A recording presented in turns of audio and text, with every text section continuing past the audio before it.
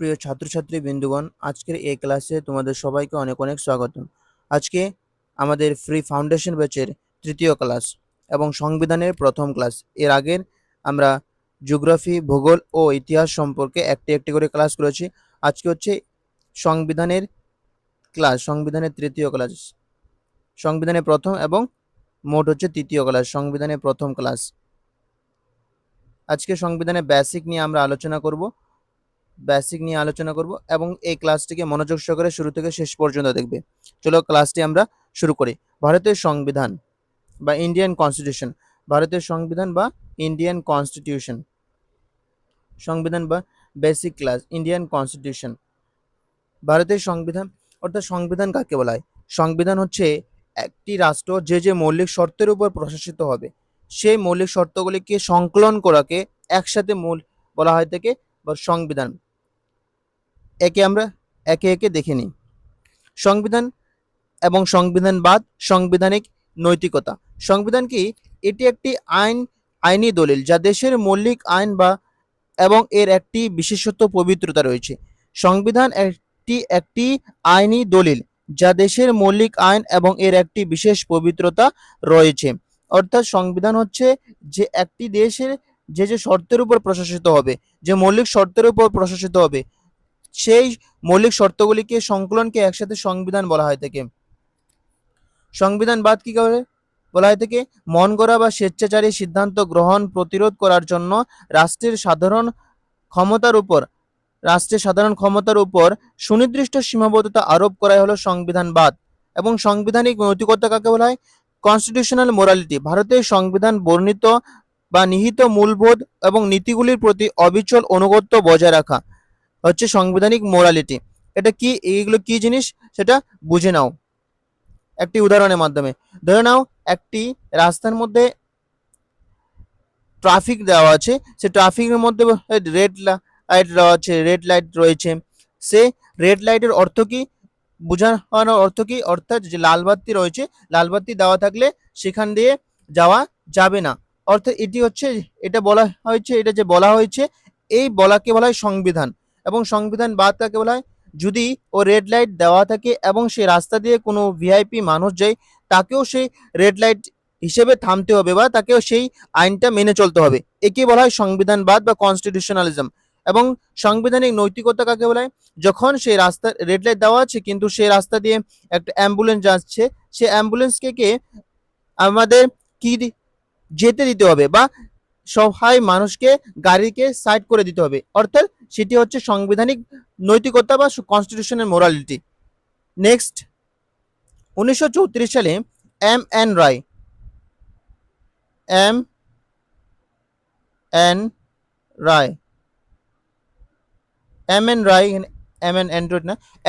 রায় নামক একজন কমিউনিস্ট ব্যক্তিত্ব প্রথম সংবিধান রচনার প্রয়োজনীয়তা নিয়ে চিন্তা ভাবনা ব্যক্ত করেন। এই প্রশ্নগুলি এইগুলোকে নোট ডাউন করে নেবে, সমস্ত কিছুকে, অনেক অনেক গুরুত্বপূর্ণ। 1934 সালে এম এন রায় নামক একজন কমিউনিস্ট ব্যক্তিত্ব প্রথম সংবিধানের রচনা নিয়ে প্রয়োজনীয়তা নিয়ে চিন্তা ভাবনা ব্যক্ত করেন। পরবর্তীকালে ভারতের জাতীয় কংগ্রেস এই ভাবনাটিকে নিয়মানুগভাবে গৃহীত করে কত সালে? 1935 সালে। 1935 সালে ভারতের পরবর্তীকালে জাতীয় কংগ্রেস এই নিয়মানুগভাবে এটিকে গৃহীত করে থাকে। এরপর 1940 সালে লর্ড লিনলিথিগো তখন ছিলেন গভর্নর। লর্ড লিনলিথিগোর সময় আগস্ট প্রস্তাব এই সংবিধান রচনার দাবি থেকে স্বীকৃত দেওয়া হয়। আগস্ট প্রস্তাবের মাধ্যমে সংবিধান রচনার দাবি থেকে স্বীকৃত দিয়ে দেওয়া হয় থাকে এই আগস্ট প্রস্তাবের মাধ্যমে। নেক্সট, একটি রাষ্ট্র যে মৌলিক শর্তের ভিত্তিতে প্রশাসিত হবে, সেই মৌলিক শর্তগুলির সংকলনকে সংবিধান বলা হয় থাকে। সংকলনকে বলা হয় সংবিধান।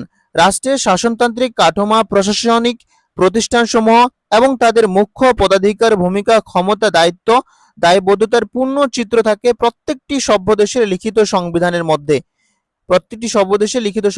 এগুলো লেখা থাকে। ব্রিটেন ব্যতিরেকে, ব্রিটিশ বাদে প্রত্যেকটি গণতান্ত্রিক রাষ্ট্রের লিখিত সংবিধান রয়েছে।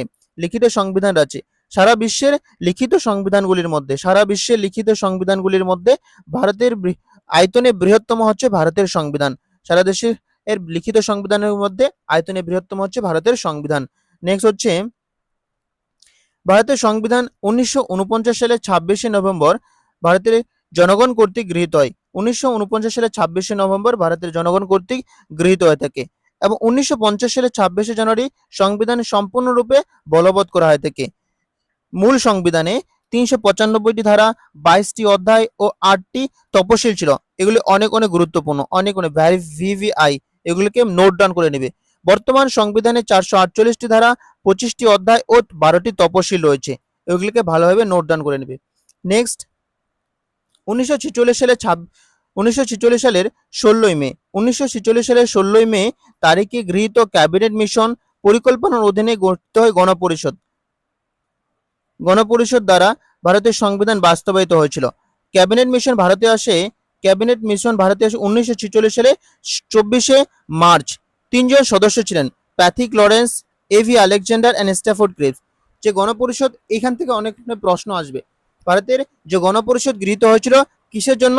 ক্যাবিনেট মিশন পরিকল্পনা অনুযায়ী 1946 সালের 16ই মে তারিখে ক্যাবিনেট মিশন পরিকল্পনা অনুযায়ী। এবং গণপরিষদ ভারতে এসেছিল কবে?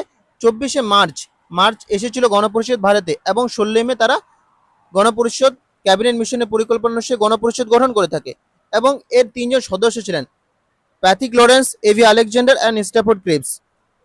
নেক্সট, ভারতের সংবিধান প্রণয়ন করেছিলেন ভারতের গণপরিষদ। ভারতের সংবিধানকে প্রণয়ন কে করেছিলেন? ভারতের গণপরিষদ ভারতের সংবিধানকে প্রণয়ন করেছিলেন। 1946 সালে ভারতে আগত ক্যাবিনেট মিশন প্ল্যান এর ভিত্তিতে গঠিত হয়েছিল।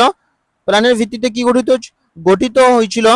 গণপরিষদ ক্যাবিনেট মিশনের 4টি মূল নীতির উপর ভিত্তি করে এই গণপরিষদ গঠিত হয়। গণপরিষদ গঠনের জন্য কয়টি নীতি ছিল? 4টি নীতি। এই নীতিতে বলা হয়েছিল, প্রথমত বলা হয়েছে প্রত্যেকটি প্রদেশ বা দেশীয়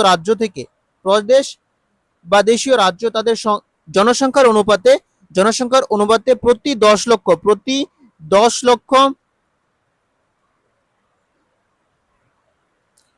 লক্ষ মানুষের মধ্যে একজনকে এই আসন দেওয়া হবে। অর্থাৎ প্রতি 10 লক্ষ নাগরিকের মধ্যে একজনকে গণপরিষদে আসন পাবে। ঠিক হয়, প্রদেশগুলোর আসন সংখ্যা ব্রিটিশ শাসিত 392টি, দেশীয় রাজ্য হচ্ছে 93টি, এবং চিফ কমিশনার থেকে 4টি আসন আসবে। এছাড়াও প্রত্যেকটি প্রদেশের আসন সংখ্যা সাধারণ, মুসলিম ও শিখ এই 3 সম্প্রদায়ের মধ্যে জনসংখ্যার অনুপাতিক হারে বিভক্ত হবে। এভাবে বলা হয়েছিল। মোট সদস্য ছিলেন 389। নেক্সট, গণপরিষদের প্রথম অধিবেশন বসে 9 ডিসেম্বর 1946 সালে গণপরিষদের প্রথম অধিবেশন বসে। 9 ডিসেম্বর 1946 সালে গণপরিষদের প্রথম অধিবেশন বসে নিউ দিল্লিতে। কোথায় বসে? নিউ দিল্লিতে প্রথম অনুষ্ঠিত হয়। যদি আছে প্রশ্ন আসবে, এইখান থেকে অনেক অনেক প্রশ্ন আছে। যে পয়েন্টগুলো এই স্লাইডের মধ্যে লেখা আছে সেগুলো অনেক অনেক গুরুত্বপূর্ণ। আজকের ক্লাসটি অনেক অনেক গুরুত্বপূর্ণ, এগুলো সমস্ত কিছুকে নোট ডাউন করে নেবে খাতার মধ্যে। এবং যদি এই পিডিএফ পেতে চাও তাহলে এই চ্যানেলের মধ্যে, অর্থাৎ এই ভিডিওর লিঙ্কে ডিসক্রিপশনে লিঙ্ক দেওয়া আছে টেলিগ্রাম চ্যানেলের মধ্যে, সেখানে গিয়ে দেখে নেবে। গণপরিষদের প্রথম অধিবেশন 9 ডিসেম্বর 1946 সালে নিউ দিল্লিতে অনুষ্ঠিত হয়। মুসলিম লীগের সদস্যগণ এই অধিবেশনে বয়কট করায় কেবলমাত্র 211 জন সদস্য যোগদান করেছিলেন। এখানে যদি প্রশ্ন আসে যে গণপরিষদের মধ্যে কারা বয়কট করেছিল, সেটি হচ্ছে মুসলিম লীগ, এবং তার ফলে কয়জন সদস্য ছিলেন? 211 জন। গণপরিষদের বয়োজ্যেষ্ঠ সদস্য ডক্টর সচিদানন্দ সিনহাকে গণপরিষদের সভাপতি বা চেয়ারম্যান হিসেবে নিযুক্ত করা হয়। ইনি ছিলেন অস্থায়ী সভাপতি।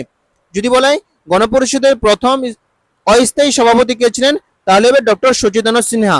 তিনাকে সভাপতি হিসেবে গণ্য করা হয় 9 ডিসেম্বর। পরবর্তীকালে যে 11 ডিসেম্বর 1946 সালে ডক্টর রাজেন্দ্র প্রসাদকে স্থায়ী চেয়ারম্যান হিসেবে নিযুক্ত করা হয় থাকে। বি.এন. রাও সংবিধানের উপদেষ্টা হিসেবে নিযুক্ত করা বি.এন. রাওকে সংবিধানের উপদেষ্টা হিসেবে নিযুক্ত করা হয়।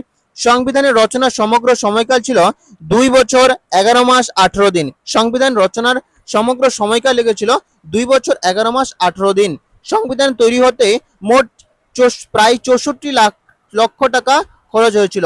৬৪ লক্ষ টাকা খরচ হয়েছিল। এই প্রশ্নগুলি অনেক অনেক গুরুত্বপূর্ণ, এগুলি অনেক প্রত্যেকটি সাইড অনেক অনেক গুরুত্বপূর্ণ, তাই ক্লাসটিকে মনোযোগ সহকারে দেখবে এবং নোট ডাউন করে রাখবে। নেক্সট, সংবিধান রচনার মূলনীতি তৈরি করার দায়িত্ব ছিল খসড়া কমিটি বা ড্রাফটিং কমিটি।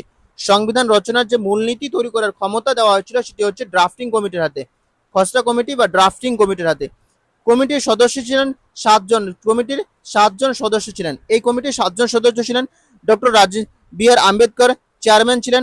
যদি বলে ড্রাফটিং কমিটির সভাপতি কে ছিলেন, doctor BR. Ambedkar. N Gopal Swami Ayyangar ছিল, Alladi Krishnaswami Ayyar, K M Munshi, Syed Mohammad Saadulla, N Madhav Rao, BL. মিত্রের স্থানে এসেছিলেন এবং ডিপি খৈতান 1948 সালে তার মৃত্যুর পর টি কৃষ্ণমাচারী যোগদান করেন। এগুলিকে অনেক, এই 7টি নাম ভালোভাবে মুখস্থ করে রাখবে। নেক্সট, সংবিধানের এছাড়া অনেকগুলো কমিটি ছিল। ড্রাফটিং কমিটি, কোন কমিটির চেয়ারম্যান কে ছিল এগুলো দেখে নাও। ড্রাফটিং কমিটির চেয়ারম্যান ছিলেন doctor BR. Ambedkar. Union powers committee বা কেন্দ্রীয় ক্ষমতা কমিটির চেয়ারম্যান ছিলেন Jawaharlal Nehru. Union constitutional committee, কেন্দ্রীয় সাংবিধানিক কমিটি ছিলেন, কমিটির সভাপতি ছিলেন Jawaharlal Nehru. Provincial constitution committee, প্রাদেশিক সাংবিধানিক কমিটির সভাপতি ছিলেন Sardar Vallabhbhai Patel. Advisory committee on fundamental rights, minorities and tribal areas, মৌলিক অধিকার, সংখ্যালঘু ও উপজাতি বিষয়ক উপদেষ্টা কমিটির সদস্য ছিলেন, সভাপতি ছিলেন Sardar Vallabhbhai Patel. Rules of the procedure committee বা কার্যপ্রণালী কমিটির সভাপতি ছিলেন doctor Rajendra Prasad. Steering committee বা পরিচালনা কমিটির সভাপতি ছিলেন doctor Rajendra Prasad. States committee বা negotiating committee with the princely states, দেশীয় রাজ্য বিষয় কমিটির সভাপতি ছিলেন জওহরলাল নেহরু। এগুলো হচ্ছে কমিটি এবং এগুলো হচ্ছে সভাপতি। নেক্সট, আরো রয়েছে ফাইন্যান্স অ্যান্ড স্টাফ কমিটি, অর্থ বা কর্মচারী কমিটির সভাপতি ছিলেন ডক্টর রাজেন্দ্র প্রসাদ। যোগ্যতা যাচাই কমিটি ছিলেন আল্লাহাদি কৃষ্ণমাচারী। হাউস কমিটি, গৃহ committee Pattabhi Sitaramayya. Order business committee, কার্যসূচি কমিটির সভাপতি ছিলেন কে এম মুন্সি।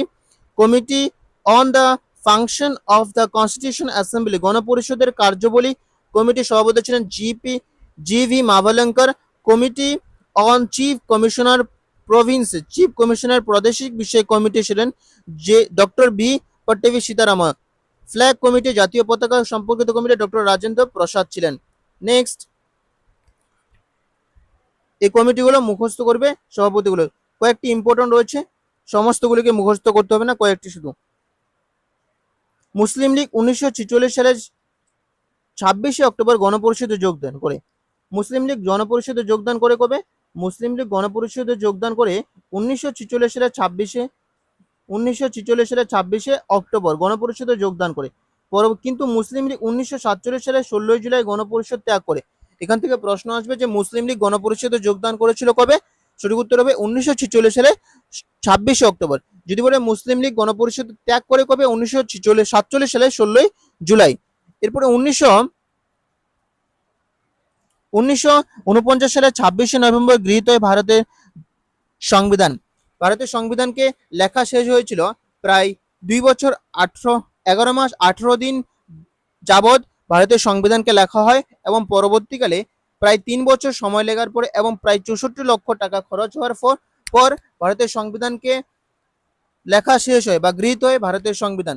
এবং যখন 1949 সালে 26শে নভেম্বর ভারতের সংবিধান লেখা শেষ হয় এবং এই 26শে নভেম্বর দিনটিকে ভারতের সংবিধান দিবস পালন করা হয়। লেখা শেষ হয় এবং সেই সময় ভারতের সংবিধানকে সম্পূর্ণরূপে লাগু করা হয়নি। যে যে বিষয়গুলো লাগু করা হয়েছিল, শুধুমাত্র লাগু করা হয়েছিল কি কি? এখানে ভারতের সংবিধান গৃহীত হওয়ার সঙ্গে সঙ্গে যে যে বিষয়গুলো কার্যকর করা হয় তাদের মধ্যে অন্যতম রয়েছে নাগরিক সংক্রান্ত আইন রয়েছে, সিটিজেনশিপ সংক্রান্ত আইন রয়েছে এবং নির্বাচন বিষয়ক বা ইলেকশন সম্পর্কে যে সমস্ত আইন রয়েছে সেগুলোকে লাগু করা হয়েছিল এবং কার্যনির্বাহী সংসদ পার্লামেন্টকে লাগু করা হয়েছিল। এই তিনটিকে লাগু করা হয়েছিল। এগুলো অনেক অনেক গুরুত্বপূর্ণ। এখান থেকে প্রশ্ন আসবে যে ভারতের সংবিধান যখন লেখা শেষ হয় তখন কোন কোন আইনকে ভারতের নাগরিক কর্তৃক লাগু করা হয়? সঠিক উত্তর হচ্ছে নাগরিক সংক্রান্ত আইন, নির্বাচন এবং কার্যনির্বাহী সংসদ। এরপর 1950 সালে 26শে জানুয়ারি কার্যকর হয় জাতীয় ভারতের সংবিধান। ভারতীয় সংবিধান সম্পূর্ণরূপে লাগু করা হয় 1950 সালের 26শে জানুয়ারি দিনটি থেকে। কিন্তু এখানে একটা প্রশ্ন, 26শে জানুয়ারি তারিখটিকে ভারতের প্রজাতন্ত্র দিবস হিসেবে নির্বাচন করার কারণ কি? এই কারণ কি? এই কারণটি সুন্দরভাবে শুনে নাও। 1929 সালে লাহোরের মধ্যে 1929 সালে লাহোরের মধ্যে কি হয়েছিল? এটাকে মুছে দিই এগুলোকে।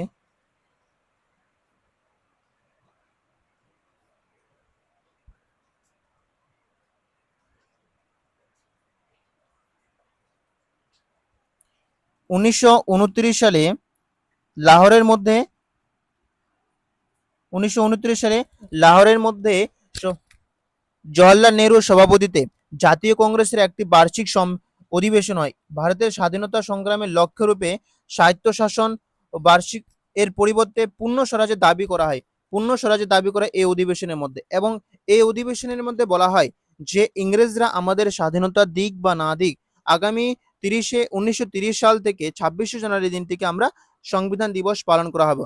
ঠিক সেইভাবে 1930 থেকে 1946 সাল পর্যন্ত এই দিনটিকে 1947 সাল পর্যন্ত এই দিনটিকে ভারতের স্বাধীনতা দিবস হিসেবে পালন করা হয়। তাই এই দিনটিকে স্মরণীয় রাখার জন্য ভারতের সংবিধানকে 1950 সালের 26শে জানুয়ারি দিনটিকে কার্যকর করা হয়। তাই এই দিনটিকে প্রজাতন্ত্র দিবস হিসেবে পালন করা হয়।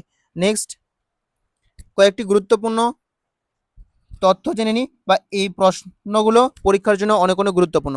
গণপরিষদের ধারণা দেন কে? কমিউনিস্ট ব্যক্তিত্ব এম.এন. রয়।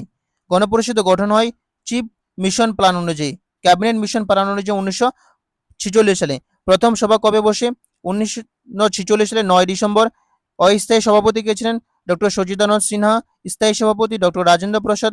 Drafting committee chairman doctor B Ambedkar. Constitution adviser ছিলেন বি.এন. রাও। অবজেক্টিভস রেজুলেশন ছিলেন জওহরলাল নেহরু। অবজেক্টিভ রেজুলেশন বা প্রস্তাবনার ধারণা দেন। সংবিধান গৃহীত হয় 26শে নভেম্বর 1949 সালে, কার্যকর 26শে জানুয়ারি 1950 সালে।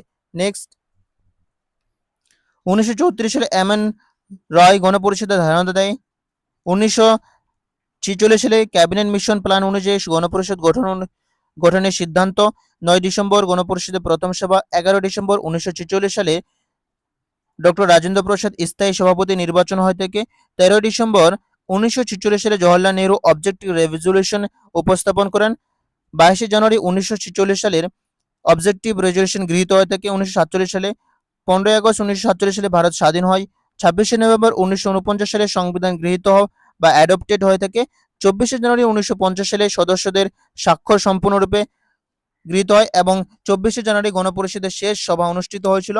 26শে জানুয়ারি 1950 সালে সংবিধান কার্যকর হয়ে থাকে। এই ছিল আজকের ক্লাস। যদি ক্লাসটিকে ভালো লাগে তাহলে ক্লাসটিকে লাইক, শেয়ার এবং বেশি বেশি করে সাবস্ক্রাইব করে রাখবে। এই যে নোটগুলো দেওয়া হচ্ছে, এই ক্লাসটির সমস্ত কিছু নোটগুলোকে, যে স্লাইডগুলোকে নোট করে নেবে, এবং যদি এই পিডিএফ পেতে চাও তাহলে টেলিগ্রাম চ্যানেলে জয়েন হয়ে যাবে, ডেসক্রিপশনে লিঙ্ক দেওয়া থাকবে। এবং এই ক্লাসগুলিকে শুরু থেকে শেষ পর্যন্ত করানো হবে সমস্ত টপিকের, সমস্ত সাবজেক্টের, সমস্ত চ্যাপ্টার করানো হবে। তাই যারা যারা এখনো পর্যন্ত চ্যানেলটিকে সাবস্ক্রাইব করে নি তারা সাবস্ক্রাইব করে নাও, এবং ক্লাসটি কেমন লাগলো, কোথাও কোনো বুঝতে অসুবিধা হয়েছিল কিনা সেটা কমেন্টের মধ্যে জানাবে। ধন্যবাদ সবাইকে।